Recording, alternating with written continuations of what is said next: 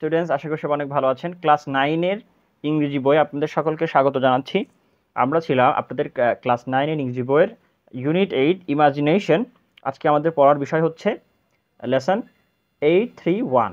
ঠিক আছে, তো দেখেন এখানে কি দিয়েছে। আমরা কিন্তু আছি ইমাজিনেশন বা কল্পনা। এই ইউনিটটা পুরোটাই কিন্তু ইমাজিনেশনের উপর ভিত্তি করে লেখা। ঠিক আছে, ইমাজিনেশন একটা টপিক, তার উপর ভিত্তি করে লেখা। তো এখানে বলছে যে ইমেজারি মানে কি চিত্র, সিমিল মানে সাদৃশ্য সূচক, অ্যাস লাইক যাই হোক মেটাফোর, এই বিষয়ক নিচে একটা নোট আছে। এই নোটটি পড়তে হবে এবং নিচের কাজগুলো করতে হবে। তো আমরা তাই করব। দেখেন এই নোটগুলো আছে, এগুলো আমরা পড়বো। ঠিক আছে, এর অর্থটা দেখেন, আপনি কিন্তু এটা বুঝেন না। ঠিক আছে, এটা কিন্তু যথেষ্ট এফোর্টফুল, যথেষ্ট কঠিন। আপনাকে কিন্তু ধৈর্য সহকারে বুঝতে হবে। দেখেন অনেকগুলা ইংরেজি লেখা দিয়েছে না এখানে কিন্তু। হ্যাঁ, তো এগুলো আপনাকে পড়তে হবে এবং নিচের কাজগুলো আপনাকে করতে হবে। ধৈর্য ধরে ক্লাসটি দেখবেন, মনোযোগ সহকারে দেখার চেষ্টা করেন। খুব সহজে বোঝানোর চেষ্টা করছি। ওকে, তো দেখেন প্রথমে ইমাজারি দিয়ে আমরা শুরু করি। কি বলেছে, এটা আসলে মূলত কি, লেসনটা আসলে কি। ফার্স্টলি, প্রথমত, let's reflect on our learning of ইমাজারি। ইমাজারি বা চিত্র, ঠিক আছে, চিত্রকল্প বা ইমাজারি মানে কি চিত্রবলী। চিত্রবলীর উপরে আমাদের এই যে ইন গ্রেড এইট বা ক্লাস 8-এ আমাদের এই যে চিত্রকল্পের উপর একটা আমরা কিন্তু টেক্সট পড়েছিলাম, সেটা কিন্তু একটু স্মরণ করতে বলছে। আপনি একটু মনে করে দেখেন তো, ক্লাস 8-এ কিন্তু এরকম একটা টেক্সট ছিল। ওকে, তাহলে ইমাজারি ইজ আ ল্যাঙ্গুয়েজ। ইমাজারি হচ্ছে এক ধরনের একটা ভাষা। ঠিক আছে, এক ধরনের একটা ভাষা, এক ধরনের ভাষা ইউজড বাই পোয়েট। ঠিক আছে, যেটি কবির দ্বারা ব্যবহৃত হয়। কার দ্বারা? যেটি কবির দ্বারা ব্যবহার করা হয়, অথবা এবং কার দ্বারা? নোভেলিস্ট, ঔপন্যাসিকের দ্বারা। নোভেলিস্ট মানে কি ঔপন্যাসিক। আচ্ছা, অ্যান্ড আদার রাইটার্স, এবং অন্যান্য লেখকের দ্বারা। অর্থাৎ ইমেজারি বা চিত্রকল্প, চিত্রাবলী হচ্ছে এমন এক ধরনের ভাষার এক ধরনের বৈশিষ্ট্য যেটা কবি, এরপরে ঔপন্যাসিক অথবা অন্যান্য লেখকের দ্বারা কিন্তু ব্যবহার করা হয়। কেন ব্যবহার করা হয়? To create image in minds of reader. দেখেন, টু ক্রিয়েট ইমেজেস, কি করতে বলেন তো দেখি। টু ক্রিয়েট ইমেজেস মানে কি ছবি সৃষ্টি করতে বা কল্পনা সৃষ্টি করতে। হ্যাঁ, চিত্র সৃষ্টি করতে in the minds of readers, পাঠকের অন্তরে, পাঠকের মনে এক ধরনের চিত্র সৃষ্টি করার জন্যই ইমেজারিটা ব্যবহার করা হয়। থ্রু দেয়ার সেন্সেস মানে তাদের ইন্দ্রিয়ের মধ্যে দিয়ে। ঠিক আছে, তাদের অনুভূতির মধ্যে দিয়ে। কাদের? তারাটা হচ্ছে কবি, অর্থাৎ কবি সাহিত্যিক। তাদের অনুভূতির মধ্যে দিয়ে লেখকের কাছে, লেখকের মনে এক ধরনের কি সৃষ্টি করে? এক ধরনের অনুভূতি সৃষ্টি করে। ইউজুয়ালি, সাধারণত, ইন রাইটিং, লেখার ক্ষেত্রে, দ্য অথর্স ইউজ, ঠিক আছে, অথর মানে কি লেখক, AUTHORS, অথর্স মানে লেখকেরা, লেখক বা লেখকেরা। তাহলে ইউজুয়ালি, সাধারণত, ইন রাইটিং, লেখার ক্ষেত্রে, দ্য অথর্স ইউজ ভিজুয়াল, লেখক সাধারণত কি ব্যবহার করে বলেন তো? ভিজুয়াল জিনিসগুলো ব্যবহার করে, মানে দর্শন সংক্রান্ত, হ্যাঁ, দর্শনযোগ্য ভিজুয়াল। অর্থাৎ আমি আপনাকে আরো সুন্দর করে বলি, আচ্ছা, ভিজুয়াল ইমেজেস। ঠিক আছে, কি ব্যবহার করে? ভিজুয়াল ইমেজারিস। দেখেন, সাধারণত লেখকেরা ব্যবহার করে ভিজুয়াল ইমেজারিস, অর্থাৎ দর্শনযোগ্য ছবি, দর্শনযোগ্য চিত্র। এরপরে অডিটরি ইমেজারিস, দেখেন অডিটরি ইমেজারিস মানে কি শ্রবণযোগ্য চিত্র। এরপরে কি? অলফ্যাক্টরি কি? অলফ্যাক্টরি ইমেজারিস, অর্থাৎ ঘ্রাণজ, যেটা সুঘ্রাণ নেওয়া যায়। হ্যাঁ, ঘ্রাণ নেওয়া যায়। অলফ্যাক্টরি ইমেজারিস, হ্যাঁ, ঘ্রাণ নেওয়ার মতোও কিছু ইমেজ, সেগুলো ব্যবহার করেন। এরপরে গেস্টাটরি ইমেজারিস মানে হচ্ছে কি ওই স্বাদ, হ্যাঁ, মশলাদার একটা কোনো বিষয় আছে না, একটা রসন।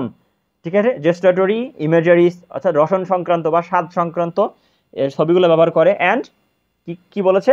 ট্যাকটাইল ইমেজারিস। ঠিক আছে, হ্যাঁ, ট্যাকটাইল ইমেজারিস মানে কি?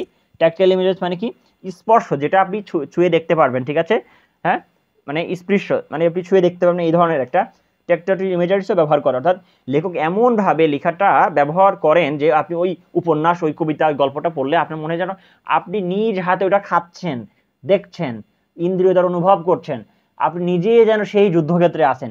লেখকের বর্ণনা ভঙ্গিটা এত চমৎকার। ঠিক আছে, এটা হচ্ছে মূলত বোঝানো হচ্ছে।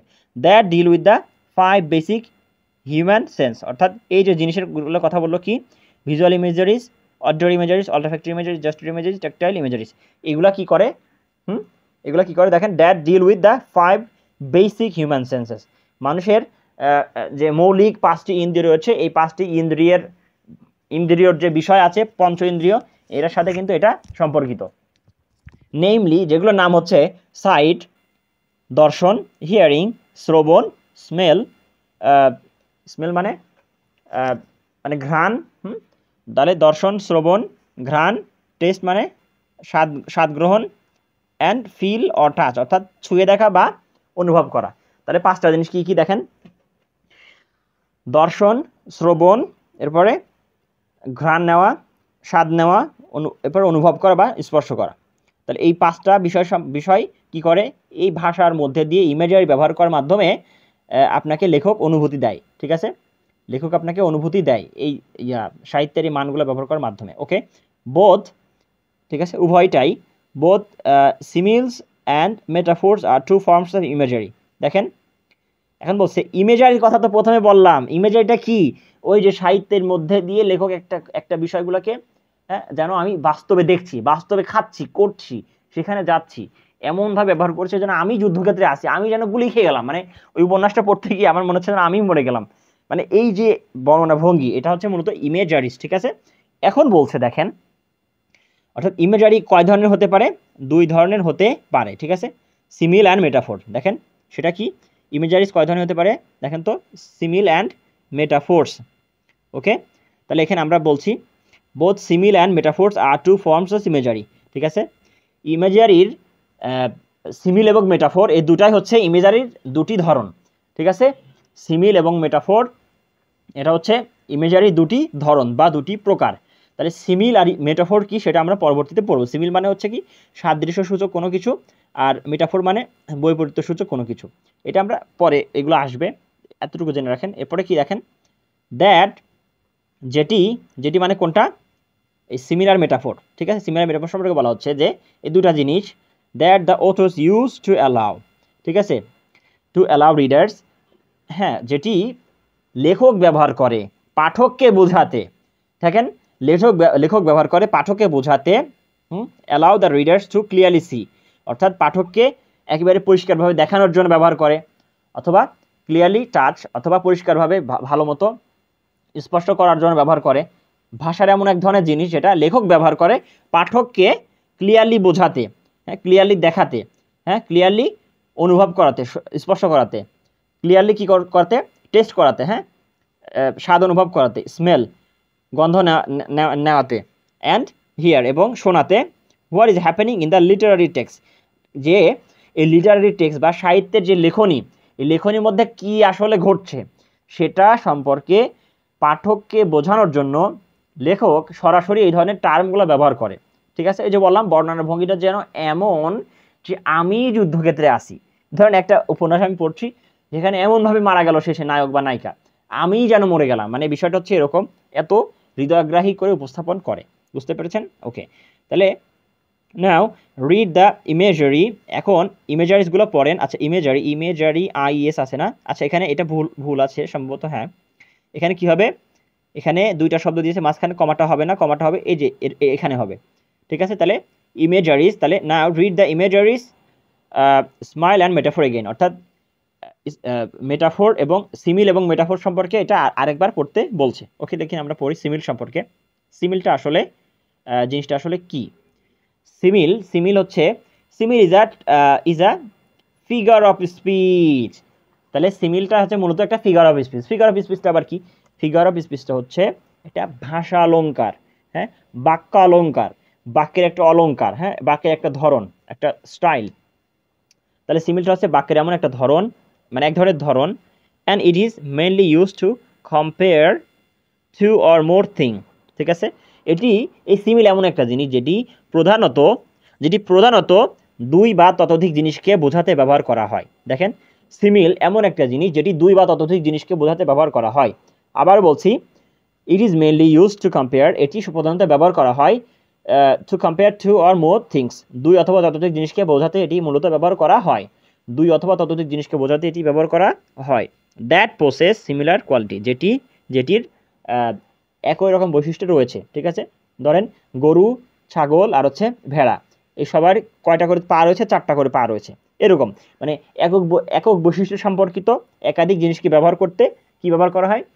সিমিল ব্যবহার করে। আবারও বলছি, একক বৈশিষ্ট্য সম্পর্কিত একাধিক জিনিসকে বোঝাতে সিমিল ব্যবহার করা হয়। আচ্ছা, আর সিমিল ইজ ডিফাইন্ড, একটি সিমিল হচ্ছে নির্দিষ্ট করে as a word or phrase, একটা ওয়ার্ড অথবা একটা ফ্রেজ মানে একটি শব্দ বা শব্দগুচ্ছ। দেখেন আবার বলি, সিমিলকে বোঝানো হয় কি? একটা শব্দ বা শব্দগুচ্ছ that compare something to something else, ঠিক আছে, যেটি কোনো কিছুর দ্বারা কোনো কিছুকে মানে বোঝানো হয়, যেটি কোনো কিছুর দ্বারা কোনো কিছুকে তুলনা করা হয়।